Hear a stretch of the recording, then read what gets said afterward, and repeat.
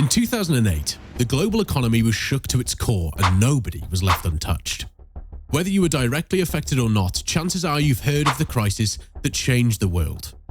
But how did it happen? It all started with the United States housing market crash. But what began as a localized problem quickly spread like wildfire, engulfing other parts of the world and triggering a domino effect that brought down some of the biggest banks and financial institutions.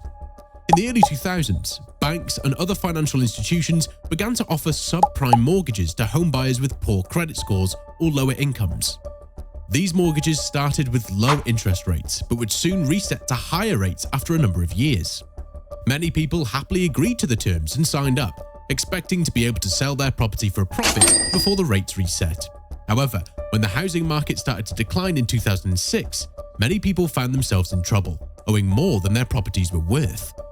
According to the final report of the National Commission on the Causes of the Financial and Economic Crisis of the United States, between 2001 and 2007, mortgage debt rose nearly as much as it had in the rest of the nation's entire history. As people started to default on their mortgages, banks and other financial institutions realized that they had overhauled the assets on their balance sheets. This led to a credit crunch, a term used to describe a lack of supply for credit, as banks became reluctant to lend money to each other or to consumers and businesses. The credit crunch soon spread to other parts of the economy, causing a global recession. Many businesses went bankrupt and unemployment rates soared in many countries. Banks like Northern Rock went under completely and these days are no longer to be seen. The consequences of the 2008 financial crisis were severe and far-reaching.